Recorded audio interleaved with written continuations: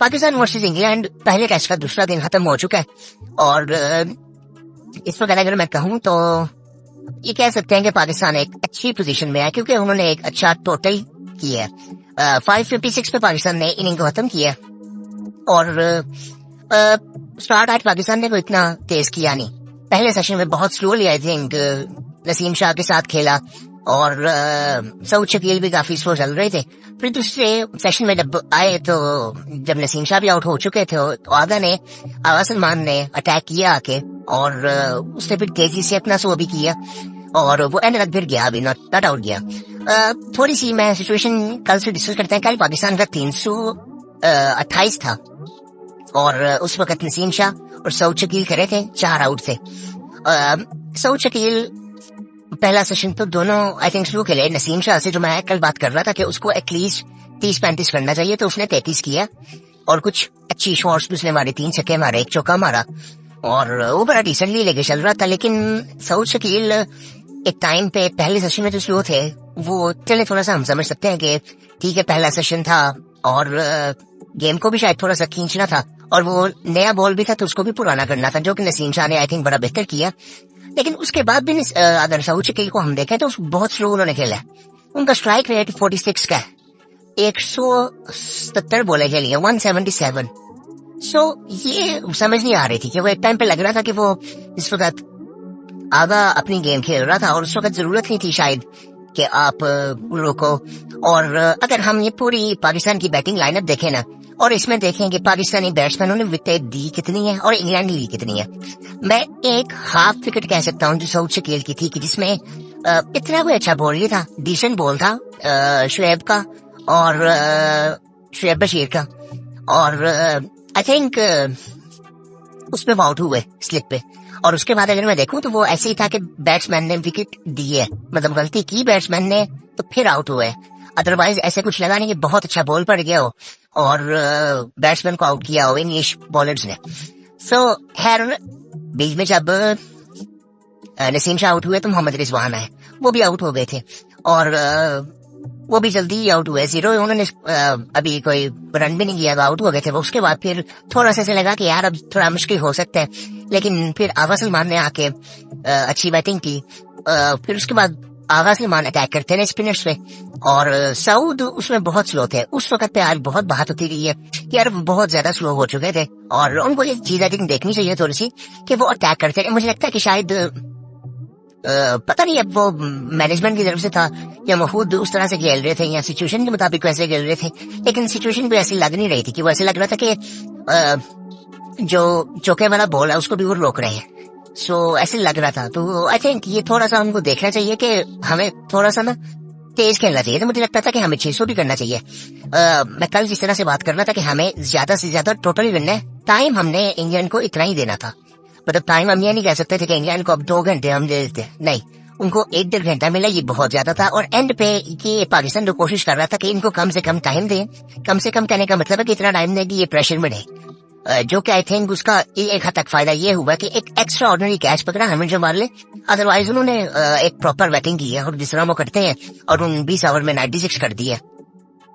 Mohammad Rizwan out हुए थे, फिर सलमान आगा अच्छी बैटिंग करता रहा, फिर जब सऊद आउट हुआ तो आगा के साथ आमिर जमाल आया, वो भी जल्दी आउट हो गया। आमिर जमाल मुझे ये पहले भी मैंने कहीं फील किया कि वो टेक्निकली बहुत ही रफ लगते हैं, कि वो हर शॉट को क्रॉस खेलने जाते हैं। एक तो वो जो बाउंसर को छोड़ते हैं वो उनका तरीका ठीक नहीं है, वो बिल्कुल ही टेक्निकली अगर आप देखें तो वो बिल्कुल ही ऐसे लगता है कि वो इनको बॉलर भी लग जाएगा और वो ये इंजर्ड हो जाएंगे। उसके बाद फिर जिस तरह से ये आउट हुए, ये इस तरह से मतलब ये क्रॉस बहुत ज्यादा खेल रहे थे। मुझे लगता है कि अगर ये सीधा स्टार्टिंग नहीं खेलती, क्योंकि इनमें ताकत तो है कि बड़ी थे, आराम से मार सकते हैं, बैटिंग भी अच्छी कर सकते हैं प्रॉपर, ये हमने देखा है इनको। लेकिन इनको ना आते ही थोड़ा सा देखना चाहिए जरा कि मतलब इनके स्कोर जरूरी थे उस वक्त।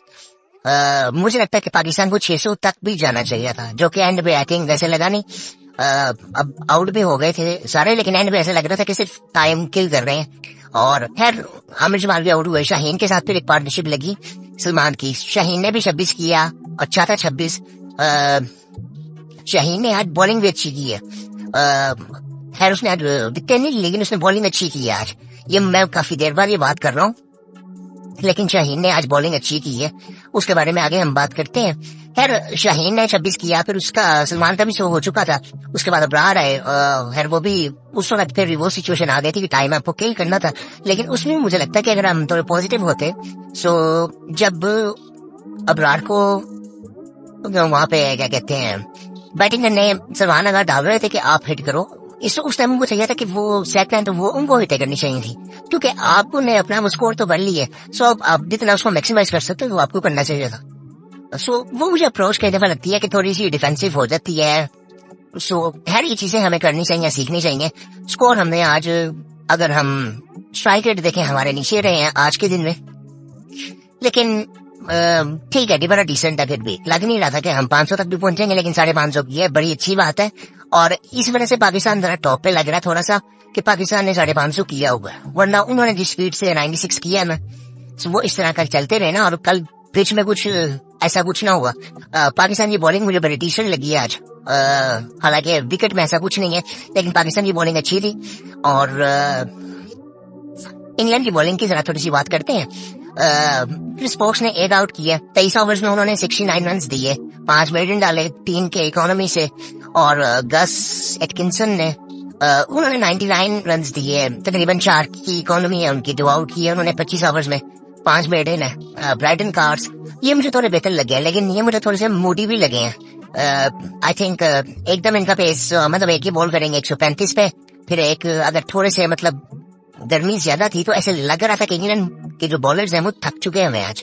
वो फील्डिंग में भी हमें बाद में नजर आया जब उन्होंने कैचेस छोड़े, बड़ी इजी कैचेस थे कि जब पाकिस्तान चाह रहा था कि हम इनिंग को जल्दी से खत्म करें। सो खैर इन्होंने 2 आउट तो किए, इनका पहला मैच था आज, 76 रन दिए, इनकी भी इकोनॉमी तकरीबन 3.5 की थी। और शुएब बशीर ने 32 ओवर्स किए, 124 रन। इनका जो पहला स्पेल कल था वो थोड़ा सा रफ था, वो बिल्कुल ऐसे लग रहा है कि जैसे कोई पार्ट टाइम बॉलर कर रहा है, लेकिन उसके बाद आई थिंक इनकी बॉलिंग की जो लेंथ है वो इनको मिल गई थी, तो डिसेंट लग रही थी बॉलिंग। इन्होंने 32 ओवर्स किए हैं, तकरीबन 4 की इकोनॉमी है, 1 आउट किया इन्होंने। साउथ शकील को उन्होंने आउट किया, 124 रन दिए, 3 मेडन है। जैक लीच ने काफी लंबी बॉलिंग की, 40 ओवर्स उन्होंने किए, 5 मेडन, 160 रन दिए, 4 की इकोनॉमी, 3 आउट इन्होंने किए। और अच्छी थी बॉलिंग। मुझे जो इंग्लिश बॉलर्स की सबसे अच्छी चीज लगी ना कि इन्होंने डिसिप्लिन नहीं छोड़ा अपनी बॉलिंग से। और अगर आप लास्ट ऑफ अगर टाइम निकाल दो जहाँ पे इन्होंने कैचेस छोड़े, इनकी फील्डिंग बड़ी डिसेंट थी। क्रिस वॉक्स ने जो कैच पकड़ा पीछे, सलमान का जो कि आउट नहीं था, लेकिन उन्होंने पकड़ा था कैच। सो वो फील्डिंग में बड़े एक्टिव थे। 2 दिन ऐसे खड़े होना इतनी गर्मी में बड़ा मुश्किल होता है। जो रूट ने भी 1 आउट किया और आखिरी विकेट उन्होंने ली थी अबरार की, 7 ओवर उन्होंने किए थे। और फिर उसके बाद इंग्लैंड बैटिंग के लिए आया। इंग्लैंड ने तकरीबन 20 ओवर्स के लिए 96 किया। जैक क्रॉली के साथ ओली वॉप ने ओपन किया था। उसके बाद जो रूट आए थे, बेन डकेट लास्ट बॉल पे उनके हाथ पे बॉल लगा था, पता नहीं उनकी इंजरी किस तरह की है। लेकिन फिर ओली वॉप ने बॉल किया और आमिर जमाल ने बड़ा जबरदस्त कैच पकड़ा नसीम शाह की बॉल पे।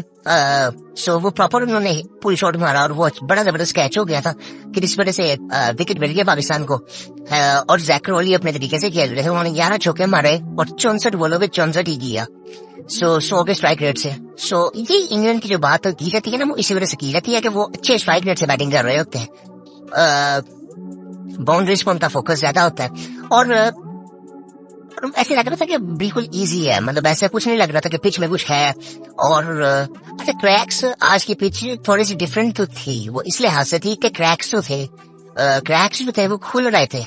मुल्तान की विकेट में जनरली ऐसे होता है, अब वो क्रैक्स खुल रहे थे जरा।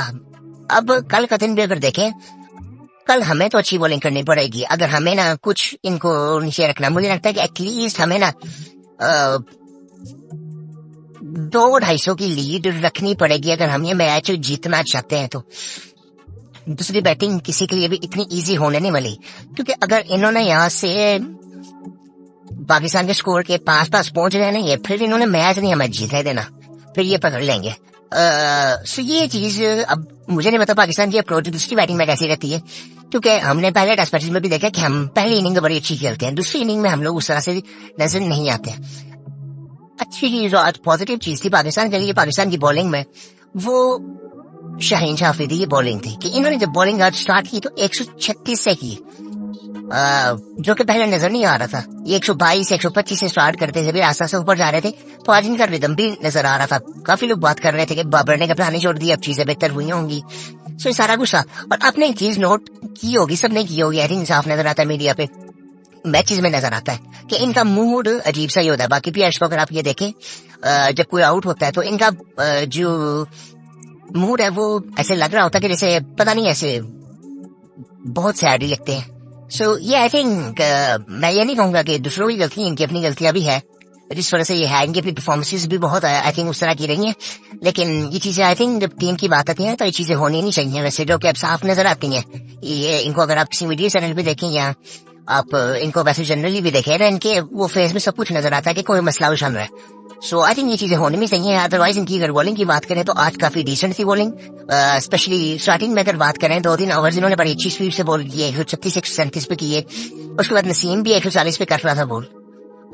नसीम इससे मतलब ये दोनों बॉलर ऐसे हैं जो 145 पे रेगुलरली करते थे। नसीम की भी थोड़ी सी कम हुई है, लेकिन नसीम का इतना फील क्यों नहीं होता कि वो 140 पे अभी भी कर रहा है, जो कि आई थिंक वो करता रहेगा तो वो उसका वो ज्यादा मतलब वो रिदम में आ ही जाएगा। वो लगता है ऐसे रिदम, उसका ऐसे लगा नहीं कि वो रिदम में नहीं है। इमरान ने भी 4 ओवर किए, आमिर जवान ने 3 ओवर्स किए। सो आई थिंक मुझे लगता है अभी कल का दिन बड़ा इंपॉर्टेंट है दोनों टीमों के लिए, क्योंकि मुझे लगता है कल का दिन इसलिए भी इम्पोर्टेंट है क्योंकि परसों से ना मुझे लगता है मैच एकदम चेंज हो जाएगा। जिसके पास अगर पाकिस्तान के पास कल लीड हुई 2-250 की, पाकिस्तान को कल अच्छी लीड चाहिए था कि पाकिस्तान में अगर जब बैटिंग करनी है तो वो उस वक्त बैटिंग इजी नहीं होगी। चौथे दिन बैटिंग इजी नहीं होगी, और 5वें दिन भी बैटिंग इजी नहीं होगी। और हमारा एक स्पिनर है प्रॉपर, आधा भी है, 2 स्पिनर आप कह लें, लेकिन हमने अभी बॉलिंग अभी बहुत अच्छी करनी है क्योंकि हम प्रॉपर फास्ट बॉलिंग अपनी स्ट्रेंथ बना के चल रहे हैं। बाकी आई थिंक जिस तरह से हम कल बात कर रहे थे तो उस तरह की चीजें हुई हैं, लेकिन इंग्लैंड का रिप्लाई भी बड़ा जबरदस्त है। सो आई थिंक देखते हैं अब कि कल का दिन कैसा रहता है। कल का दिन दोनों टीमों के लिए बड़ा इंपॉर्टेंट है। इंग्लैंड को अगर मैच जीतना है तो कल उनको आई थिंक ये जो डेफिसिट है उसको खत्म करना पड़ेगा पहले तो, भी जितना भी उनकी ट्रेल रहती है। सो उसके बाद लेकिन अगर पाकिस्तान को मैच जीतना है तो पाकिस्तान को ये खत्म करना पड़ेगा, क्योंकि अगर इंग्लैंड इसके करीब भी पहुंच गया तो बाद में बहुत मुश्किल हो जाएगा पाकिस्तान के लिए मैच जीतना, क्योंकि पाकिस्तान का रिकॉर्ड है रिसेंटली हम देखें तो दूसरी इनिंग का कोई बैटिंग का या बॉलिंग का दोनों का 6 नहीं है। सो आई थिंक ये चीजें देखनी चाहिए पाकिस्तान को और अच्छी माइंडसेट से आना चाहिए। मुझे सबसे अच्छी चीज लगी कि आज हम उनको थका रहे थे, जो कि आई थिंक वो जैसन गिल्स्पी का भी एक वो नजर आया होगा कि वो ऑस्ट्रेलियन है। सो वो ऑस्ट्रेलियन इंग्लैंड का चलता होता है कि वो मतलब थका रहे थे उनको, अब लग रहा था कि वो थके हमें, और लेकिन अब उनको मुझे लगता है कि अब वो डिसेंट उनको रेस्ट भी मिल गया होगा। आज की अपराध भी है सारी, और सुबह वो आराम से अभी उन्होंने बैटिंग करनी है तो उनको वो रेस्ट मिल जाएगा जो उनको चाहिए। सो बाकी आई थिंक डिसेंट डे था टेस्ट मैच के लिए, और इतनी एक्स्ट्राऑर्डिनरी वन साइडेड कुछ नहीं मैं कहूंगा हुआ। पाकिस्तान ने एक अच्छा टोटल तो कर लिया, लेकिन इतना कोई अच्छा स्ट्राइक रेट नहीं था आज, बट अच्छा टोटल है। इस वजह से पाकिस्तान थोड़ा सा मैं कहूंगा थोड़ा सा हेड रखूंगा उनको कि बेहतर है। इंग्लैंड ने भी रिप्लाई किया, लेकिन अब कल ये पहले तो करोली को आके आउट करना पड़ेगा। अगर ये करोली और रूट को आउट ना किया, रूट तो 200 पे फिर बैठा होगा, क्या हम देखेंगे अगर रूट कल आउट ना हुआ तो ये 200 करके बैठा होगा कल। तो करोली को भी हमने जल्दी आउट करना है कल। बाकी इंग्लैंड के हर बैट्समैन को अब अगर इनकी भी बैटिंग बड़ी डीप होती है जनरली, ये सब कुछ ना कुछ बैटिंग करते ही हैं। सो हमें ये चीजें अब जरा देखनी चाहिए।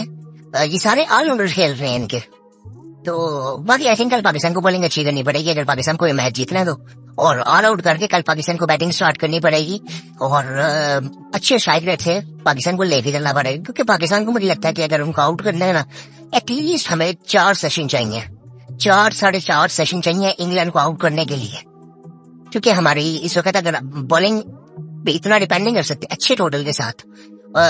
सो बाकी कल देखते, कल का दिन कह रहे थे, कल का दिन बड़ा इंपॉर्टेंट होगा, और जितने पहले 2 दिन सीधे थे ना कि कोई ऐसी बात नहीं थी, कल का दिन बड़ा इंपॉर्टेंट होगा। और कल के दिन जो हमें बिल्कुल साफ नजर आएगा कि एक शक्ल नजर आनी शुरू हो जाएगी टेस्ट मैच की कि किस तरफ जा सकता है। अभी ऐसे कुछ लग नहीं रहा, क्योंकि इंग्लैंड का रिप्लाई भी अच्छा था, अब उनको रेस्ट भी मिल गया होगा। कल अब जब मैच स्टार्ट होगा वो 50-50 से होगा।